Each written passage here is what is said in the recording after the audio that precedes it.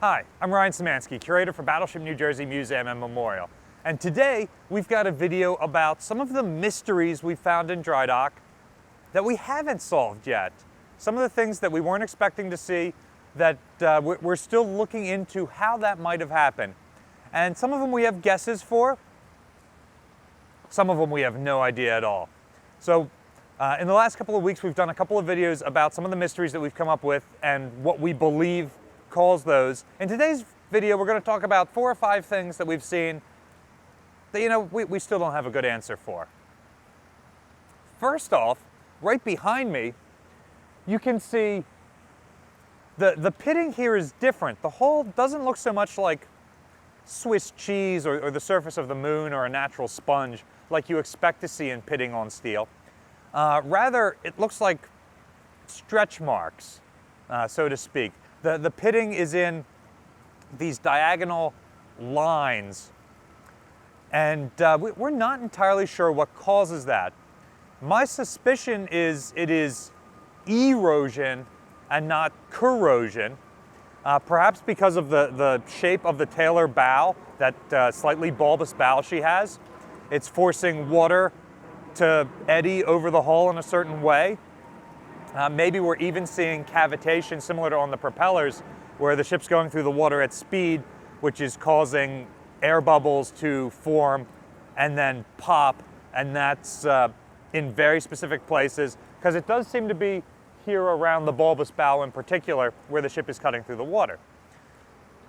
I've never worked on a ship before that has a bulbous bow quite like the Iowa-class battleships, so it's nothing I've ever seen before. Before we get to our next mystery, I am absolutely starving, so we're going to take a second for a word from our sponsor. Magic Spoon is cereal reinvented. It's the same great taste that you remember, but upgraded with grown-up ingredients, no artificial flavors or dyes. It fits a variety of lifestyles, like high protein for if you're about to take a battleship into Drydock, keto-friendly, gluten-free, grain-free, soy-free, wheat-free, and naturally flavored. Click the link below to get some Magic Spoon cereal today. You can build your very own custom box with all the flavors you love and use my code BATTLESHIP for $5 off. You can choose from the best-selling cocoa, fruity, frosted, peanut butter, and maple waffle flavors, plus other awesome flavors, including honey nut, blueberry muffin, birthday cake, cinnamon roll, and chocolate chip cookie. You can also add any of their delicious cereal treats to your order. And Magic Spoon is so confident in their product, it's backed with a 100% happiness guarantee. If you don't like it for any reason, they'll refund your money, no questions asked. So click the link below or scan the QR code and use the code BATTLESHIP for $5 off, or go to magicspoon.com/battleship to save $5 off your order today. Also, for my Canadian and British friends, Magic Spoon ships to Canada and the UK. Our next mystery is also here at the bow. If you look behind me and up above, right below where you can see the plastic taped off for the black boot top, there's a deep dent right there in the bow of the ship. That dent does not show up in pictures of the ship here in Drydock in 1967-68 when she's being reactivated for the Vietnam War. But it does show up when the ship is in Drydock in 1982 in Long Beach being reactivated for her 80s commission. Our best guess, directly above it, and you can't really see it because of the curtains here that are containing the paint spray, are the ship's 15-ton anchors.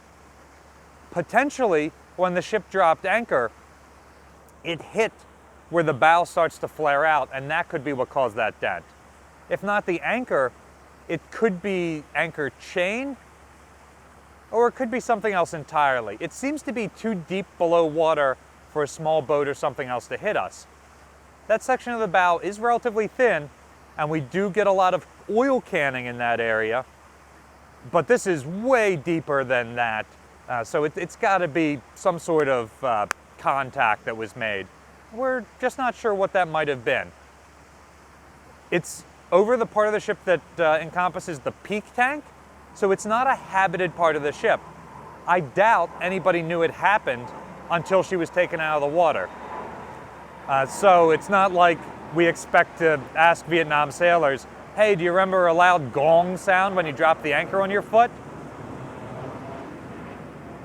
Fortunately, through historic photographs, we were able to narrow down the window when it happened, which likely was sometime in either 1968 or 1969 when she was ready for Vietnam. Although it could have potentially been during a tow when she was taken to Bremerton or taken from Bremerton to Long Beach. Battleship New Jersey is a big ship, but by design, the bilge keel is shaped so that it neither projects below the lowest point of the ship or outboard from the widest point of the ship. Because of that, it's intentionally installed where the hull is already cutting inwards so that it can both provide that hydrostatic resistance and not project too far so as to prevent it from being damaged. Well, that didn't quite work. And we can see evidence of damage to the bilge keel. We're at the port side bilge keel right now, but there is similar damage on the starboard side. And we can see evidence of welded repairs to these bilge keels from the 1980s. There could potentially have even been welded repairs earlier than that just got cropped out and renewed when they added these new welded repairs. And you can see that the same part of the ship that was originally repaired got damaged again. We aren't 100% sure what caused this damage. The best guess that I could make is that it's going through the Panama Canal. That's the area where it's the most restricted. However, it could have been any number of things. These ships have relatively deep drafts and wide beams. She could have rubbed up against the pilings of her pier or mooring dolphins. She could have sat down on the bottom at some point. She could have collided with something. Something could have collided with her. We don't fully know how these have happened repeatedly over the ship's career. If it is the Panama Canal, the ship went through there on 10 separate occasions, so that would explain why it's a repeated thing. But it could be any number of issues. This is not particularly thick plate. This damage appears in the 1990 footage of when the ship was last in dry dock, and we did not see additional corrosion or paint removed from this area, so we're fairly certain it did not happen while the ship was operated by the museum, which includes the ship's 10th and most recent transit of the Panama Canal.